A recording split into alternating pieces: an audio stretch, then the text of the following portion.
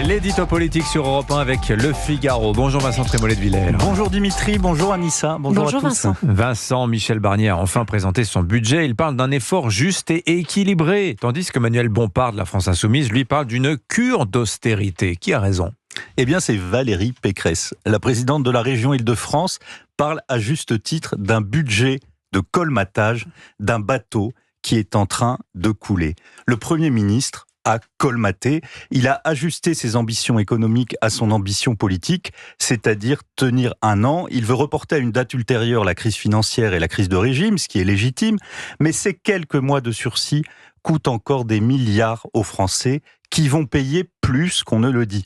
Bercy nous dit 30% d'impôts et 70% d'économies, mais le Haut Conseil des finances publiques nous dit que c'est exactement le contraire, et il a raison. Pourquoi ? Parce que quand le gouvernement explique qu'il va faire 40 milliards d'économies, il n'économise pas en réalité cette somme sur une valeur absolue, c'est-à-dire les 1700 milliards de dépenses.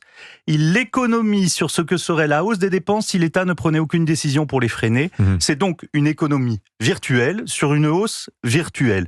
L'économie tangible, elle, selon la même haute autorité, serait de 13,5 milliards à mettre en regard avec les 30 milliards d'impôts qui, eux, n'ont rien de virtuel et qui ne vont pas toucher, loin de là, que les plus aisés.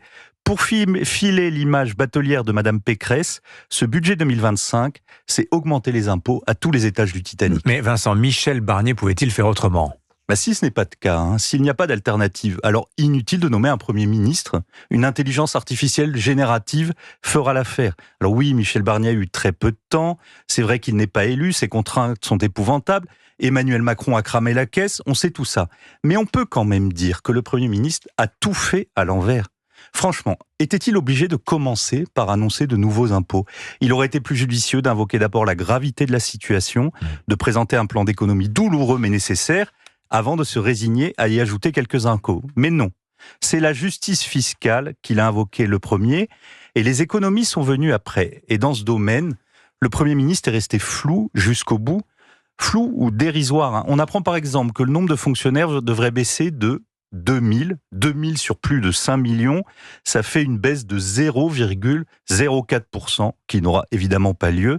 Autre exemple, Dimitri, on trouve dans ce budget une ligne du tableau de baisse des dépenses qui annonce 6 milliards d'économies. Alors on se jette dessus pour voir où seront faites ces économies et on lit, tenez-vous bien, effort d'optimisation, gain de productivité, lissage des dépenses. Mais dans le privé, le directeur financier d'une TPE n'oserait pas présenter cette copie de cancre à son patron.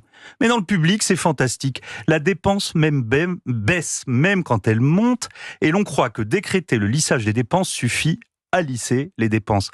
Je vous rappelle que ce sont les mêmes petits génies qui, depuis le mois de janvier, tous les trimestres, nous révèlent qu'ils se sont trompés dans les chiffres.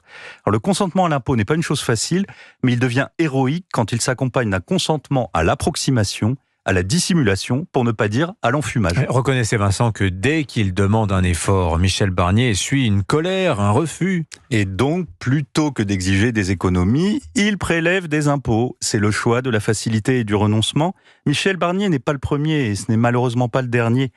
C'est une vieille histoire, vous savez Dimitri. En faisant un peu de tri hier, je suis tombé sur un vieux dessin de Jacques Faisan, le dessinateur historique du Figaro, dessin que conservait le regretté père de mon épouse. Sur ce dessin, on voit un brave contribuable qui tient son bébé dans les bras et qui lui dit à la manière de Kipling « Si tu peux te laisser dépouiller par Bercy, du fruit de ton labeur et puis dire merci, et si jusqu'à la lie tu peux boire le calice, tu seras de droite, mon fils. » Magnifique. Merci beaucoup Vincent Trémollet de Villers. L'édito politique sur